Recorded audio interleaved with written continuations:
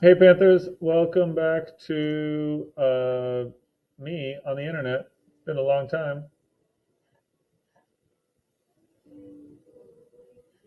Not sure if you can hear, but I don't want you to fall behind. So if you're at home, then go ahead and get out your notebook and follow along.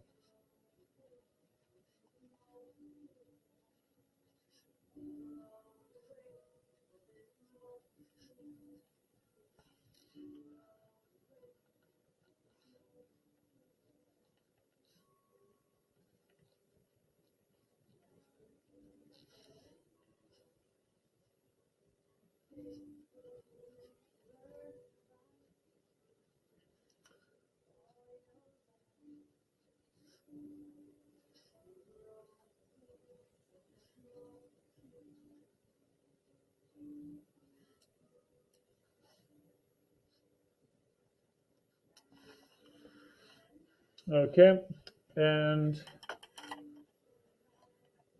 there are three vocabulary words for today. Thank you, Sarah McLaughlin. We'll pause you there. To default is to not pay a loan. That's an O. A loan or a debt. You could default on a loan because you just don't want to pay, and then you could have some real problems. Or you could default on a loan because you can't pay. To degenerate is to get worse or go down to a low level.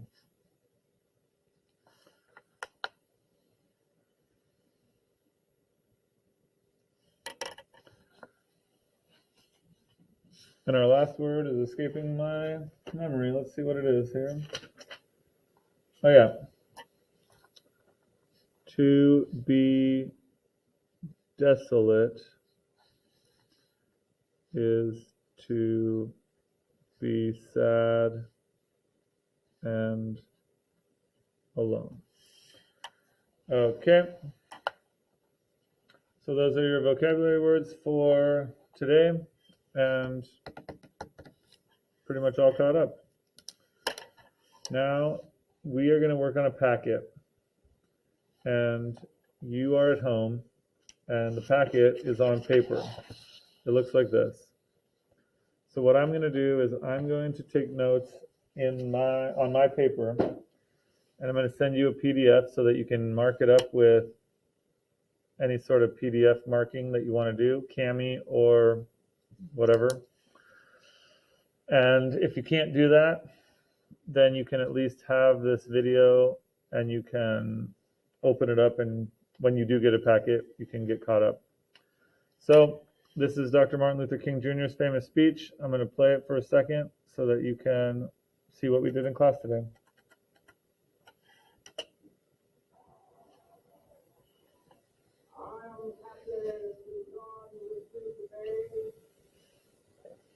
In what will go down in history as the greatest demonstration of freedom in the history of our nation.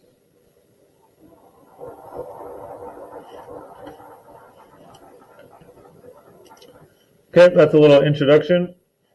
And now here we get into the good stuff. 54 years ago, a great American in whose symbolic shadow we stand today signed the Emancipation Proclamation. Okay, and they are actually standing in the shadow of this guy. You recognize him, Abraham Lincoln.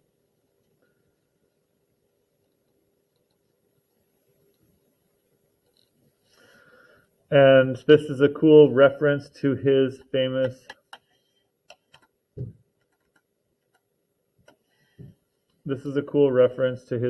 speech, the Gettysburg Address. The Gettysburg Address starts with, whoops, can't write today, 77 years ago.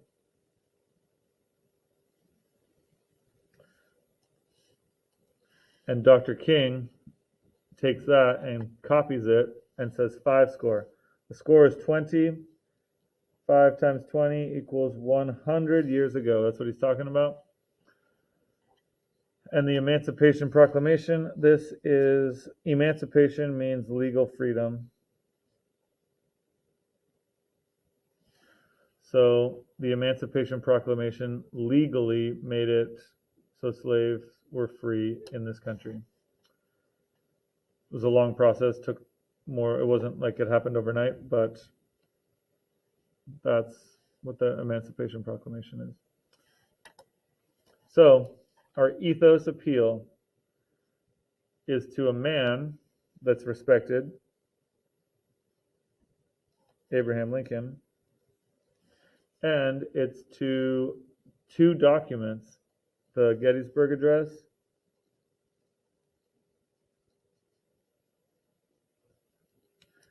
and to the Emancipation Proclamation.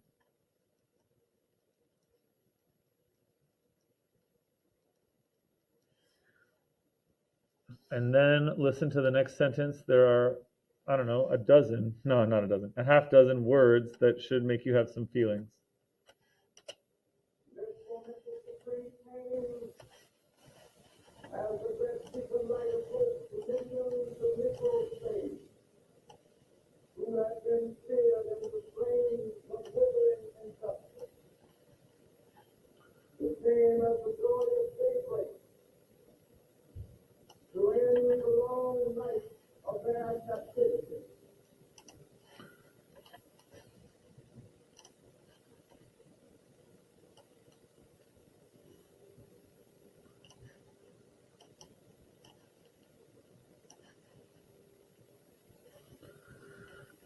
Oh, this will work, I think.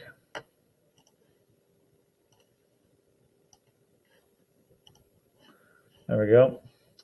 And so, some words that might give you some feelings might be beacon light of hope, or maybe slaves gives you some feelings, or seared in the flames, or withering injustice, or joyous daybreak, or captivity. These are all pathos words, and you can write the best ones over here.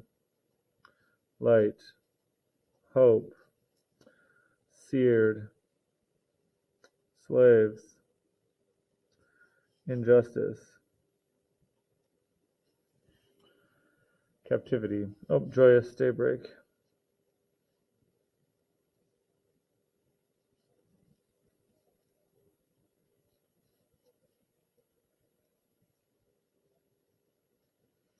Okay, moving on.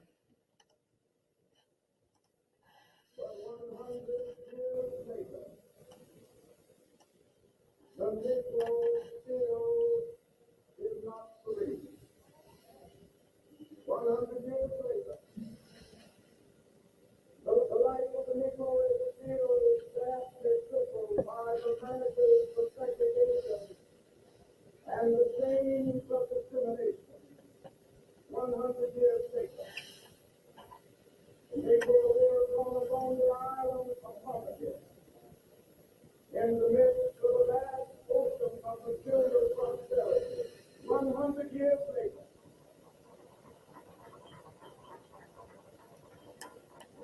the Negro is still languid in the corners of American society. He finds himself in exile in his own land. Okay, repetition is what the literary device that's being used here. 100 years later, the Negro. 100 years later, the Negro. 100 years later, the Negro. 100 years later, the Negro. 4 times.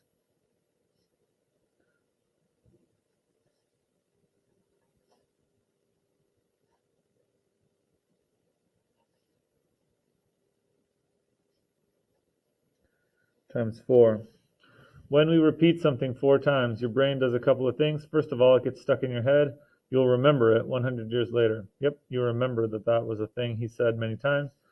And also, after the first 2 times, when you hear it the third time, your brain doesn't need to listen. You can focus on the new words, so you end up focusing better on the new words. It's as if he says 100 years later, and it buys your brain a little bit of processing time. Like if you think about Netflix buffering, or Amazon Prime or Disney Plus or whatever you're watching a show on, when the internet just glitches for a second and it has to buffer. Him repeating this is like buffering time for you to think and get caught up so you can pay attention to the next words. And we've got more pathos here. Lonely, poverty, languishing, exile. These are all pathos words.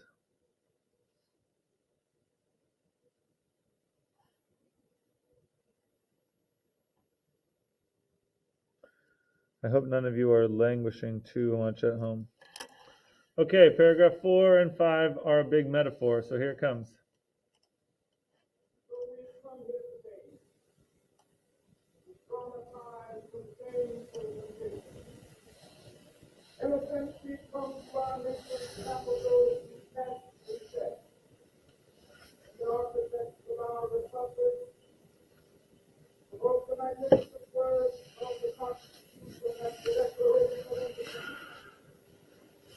They were signing a mandatory oath to the every American across the whole land. This note was the promise of all men. Yes, black men and early fighting. To be guaranteed the unalienable rights of life, liberty, and the pursuit of happiness. It is obvious today that America has defaulted on this promissory note insofar as our citizens of color are concerned. Instead of honoring this sacred obligation, America has given the Negro people a bad check. Expected to come back marked insufficient from.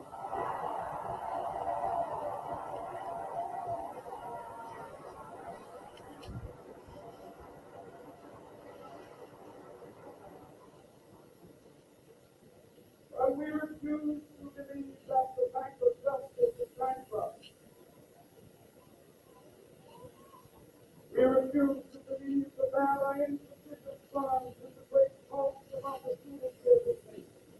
So we come to cash this check, a check that will give us upon demand the riches of freedom and the security of justice.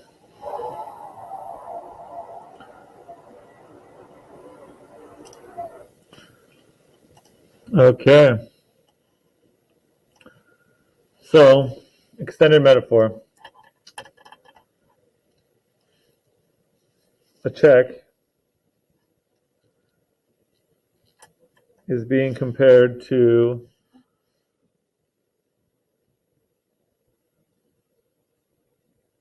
the words of the Constitution and the Declaration. A check represents the rights and freedoms from given to us given by the Constitution and Declaration of Independence. So here we see check. They signed and a promissory note is another way of writing a check. And to fall heir means to inherit money. And this note, that's another word for check. So the metaphor says the government made a promise, like a bank writing a check. And then he goes on to say America has defaulted on this promissory note. There should be money, but there's not, which means there should be rights, but there's not. To default means they didn't pay.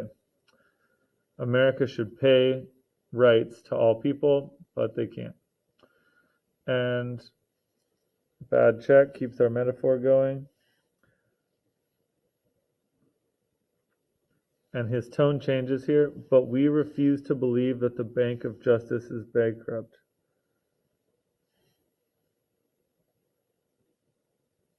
We refuse to believe that there are insufficient funds in the great vaults. So we have all this bank terms here to keep this metaphor going.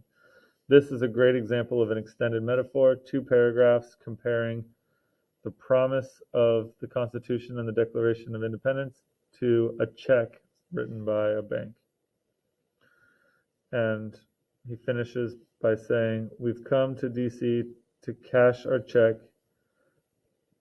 a check that will give us freedom and security of justice.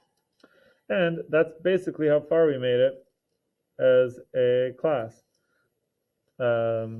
Constitution and Declaration are the ethos terms in this one.